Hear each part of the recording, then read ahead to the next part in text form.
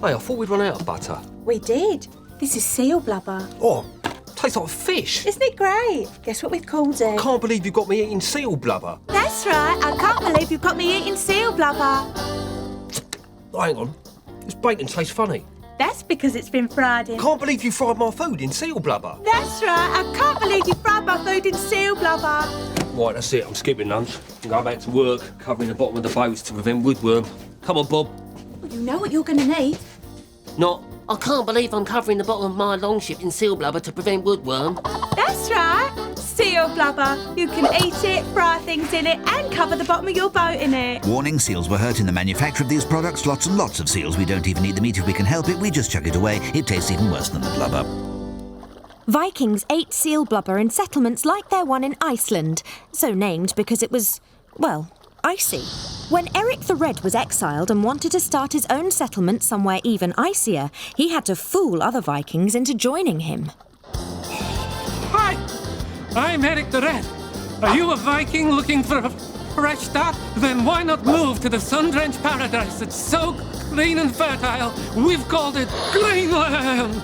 We only moved here because you were exiled from Iceland and wanted to be chieftain of somewhere else. Mom! Well, what's the point of being chieftain of Greenland unless you find some people to rule? Don't listen to her. Magnus just moved here and he loves it. I love it. We're looking for young Vikings to come and join the party here in Greenland. Pour me a drink, Magnus. I can't. The beer is frozen.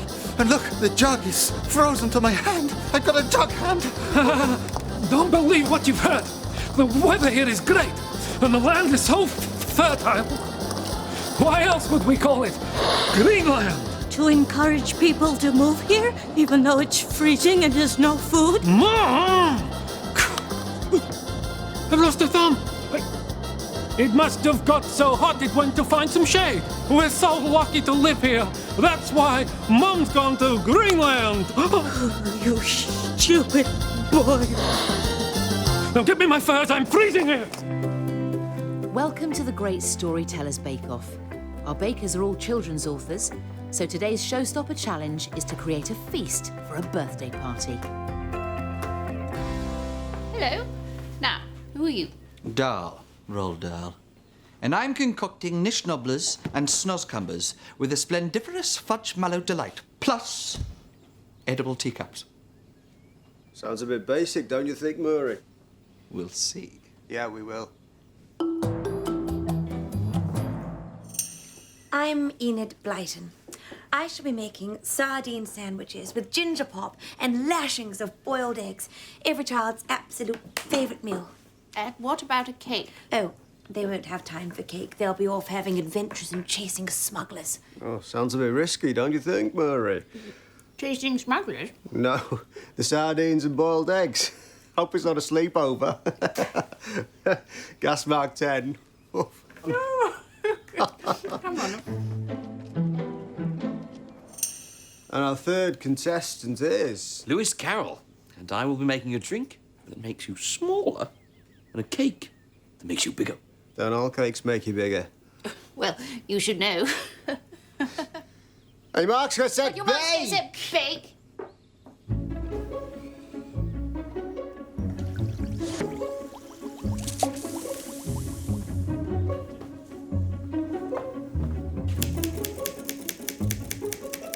It's time to see how our contestants have got on. First up, best-selling author Roald Dahl. A spaghetti cake. That's a bit wriggly. Yes, it's worm spaghetti. It's raw in the middle. I rather like it. Hello. And next we have Enid Blyton. The end. Now, Enid, I think I'll try one of your edible teacups. He was the one with the edible teacups. Scramdiddlyumptious. And lastly, author of Alice in Wonderland, Lewis Carroll. Behold, the greatest party food ever created. Drink me. Okay. Oh, I'm shrinking. I'm shrinking. How will I ever get big again? Maybe I should have one of these biscuits. Yum, yum, yum, yum, yum, yum. You haven't beat anything, have you? No, I haven't. No.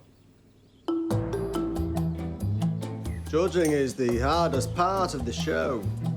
But I suppose this week's star baker is...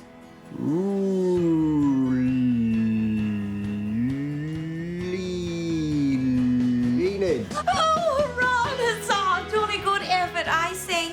And the holidays have only just begun. Here's to many more adventures in our secret tent. Is it possible for someone to be star baker and be sent home? Yes.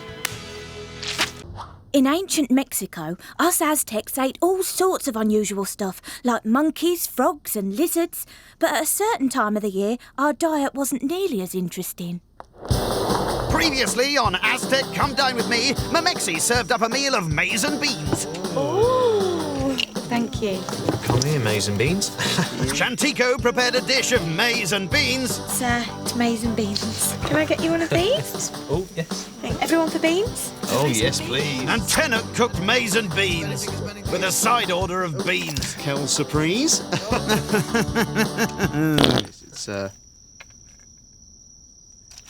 It's the final dinner party. Can't wait to find out what Atsy's going to be cooking for her guests tonight.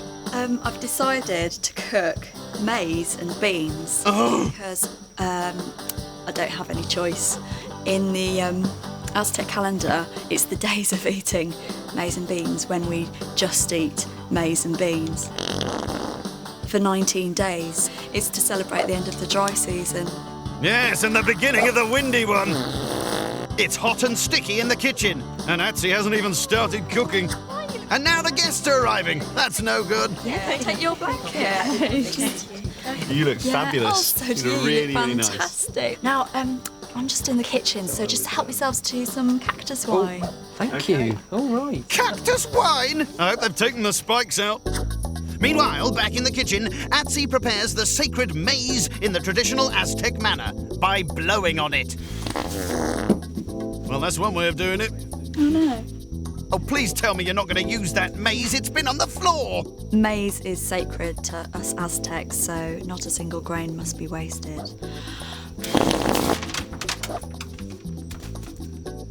Is it me or is it a bit drafty in here? It's you. It's time for dinner, and before the main course of maize and beans, Atsy has prepared a surprise starter. Wow. It's maize and beans. Whoa! Love it. That is my favourite. Mine too. Several plates of maize and beans later, it's time for Atsy to entertain her guests by playing a tune on her Aztec pipes. While the other guests give a blast on their Aztec pipes. Go on, fella. Time for the all-important scores. A 3 from Mamexi. 7 from Shantico. And a big fat one from Tennant, who gives Atsy 10 out of 10, which means that Atsy is the winner of this week's cash prize, 1,000 beans. 1,000 beans? Relax, relax. They're cocoa beans for making chocolate. It's Aztec money. Oh. Yeah, when I said relax. Next week on Aztec Come Dine With Me, it's the days of swallowing water snakes and frogs. Can't wait. Slimy Stuarts. 4 eager chefs, 4 historical eras, but just one prize. Who will be crowned Historical Master Chef? I want one of these historical chefs to cook some food for me and for me to really like it. Anne is from the Stuart era and is head cook at a manor house in Yorkshire. Excuse me, I can't figure out how this works.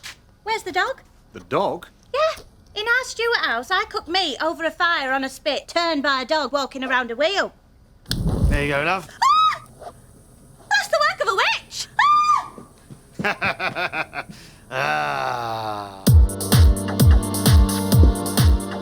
Okay, people, 5 minutes remaining. 5 minutes. 3 minutes. 2 minutes. minutes. 8 minutes. You're looking very relaxed, Anne. 11 minutes. Well, of course I am. I've got this competition sewn up, love. Today I will be serving this. It's called A banana. You've seen one before? Yeah, it's a banana. They're very new and exciting in Stuart times. Not now, they're not. I'd seriously think about serving something up with that. Maybe a pineapple. Are you out of your mind? You can't just eat pineapple. It's far too expensive. It smells a bit rotten, Anne. It's been on the Lord of the Manor's mantelpiece for weeks. He puts it there to show off how rich he is. 3 minutes. I'd seriously start thinking about something else to serve, Anne, and fast.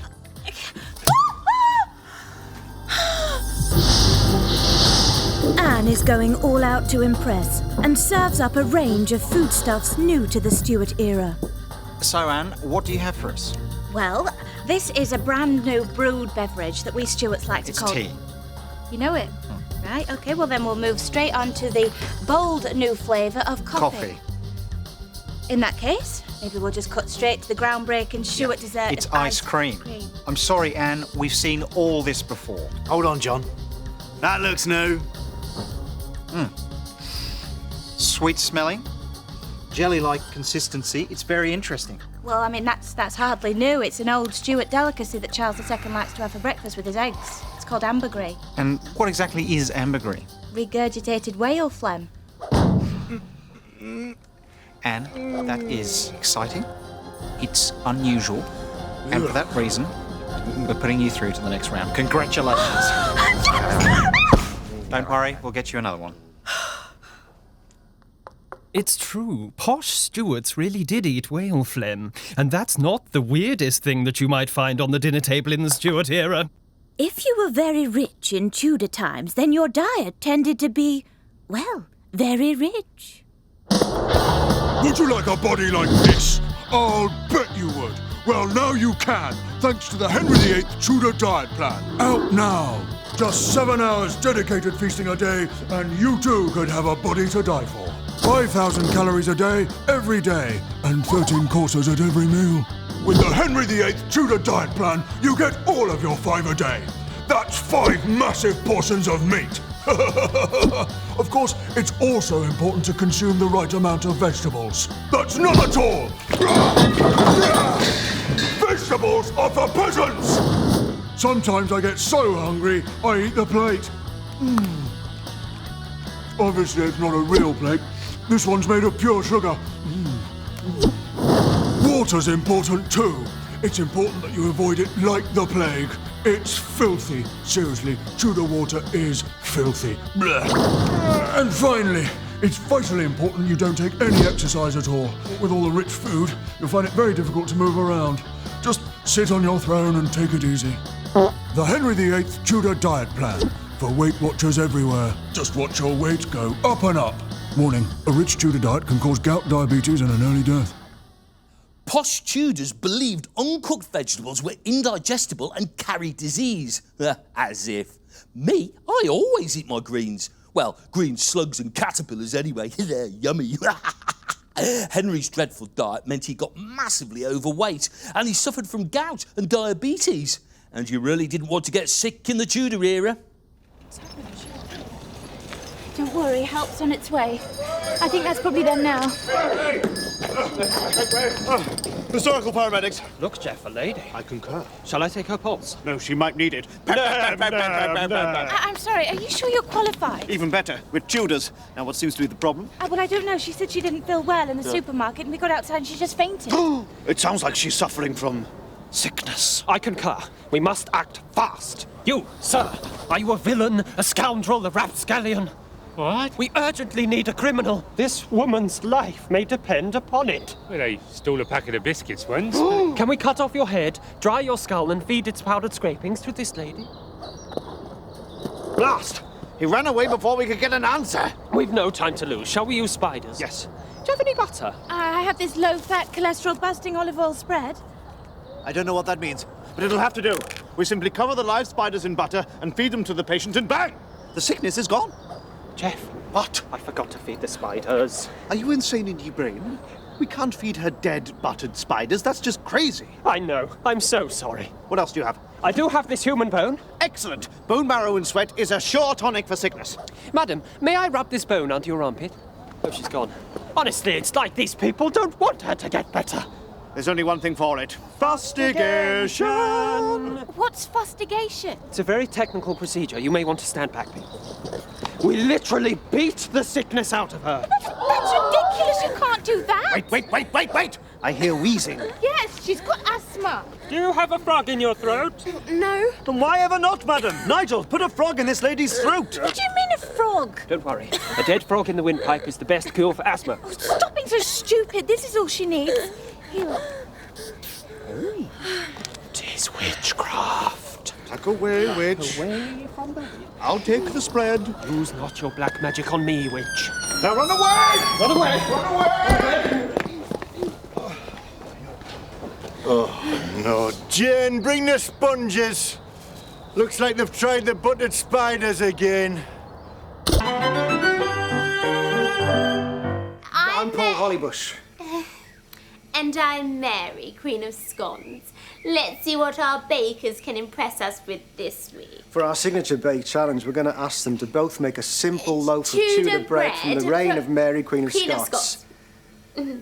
So, Gilbert, Gilbert. what have you gone for? A brown loaf, Mary, which in Tudor times would have been the cheapest sort of bread eaten by poor people in the taverns and so forth. Oh, poor people. Yeah, the white bread would have only been for the wealthy and posh types and so forth. And Percy, what do you have planned for us? Biscuit bread, Mary, with aniseed and coriander. Oh. Do you not like biscuit bread? Oh, no, I'm still thinking about the poor people. That does sound lovely. Get baking. Get baking. I just said that.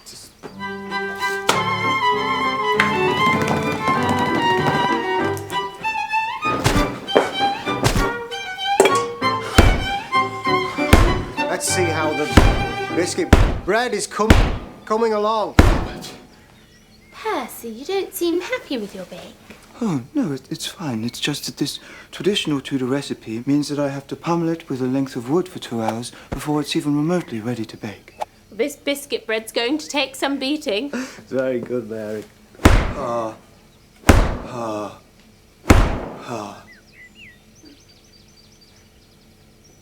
Where is it? It's not here. Yeah, most Tudors didn't have ovens, so they'd send their dough off to bakers instead. Oh, here it comes now.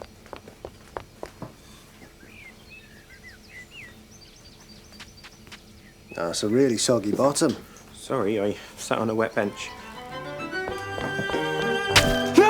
Charles II was all in favour of getting actresses on the stage. Yes, good old Charles. He certainly knew how to entertain people. Well, do tuck in, Mr. Ambassador. Are you not going to say grace first? Yeah. Party on. Amen. Big time. Shouldn't we wait for your other guests to sit down first? Other guests? Oh, them! No, they're not guests. You see, the common man, no offence, is allowed to come and watch me, their fabulous king, eat his din-dins on Mondays, Wednesdays and Fridays. It's a sort of public performance. Well, maybe I come back Tuesday or the Thursday. No.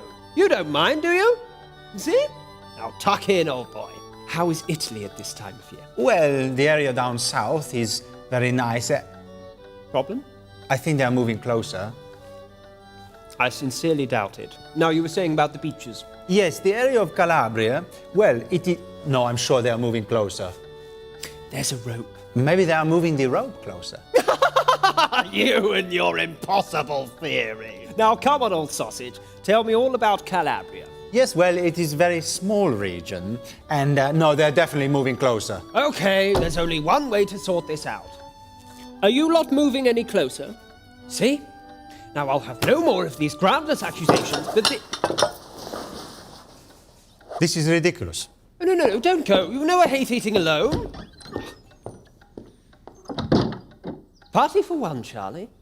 Looks that way, old boy. Looks that way.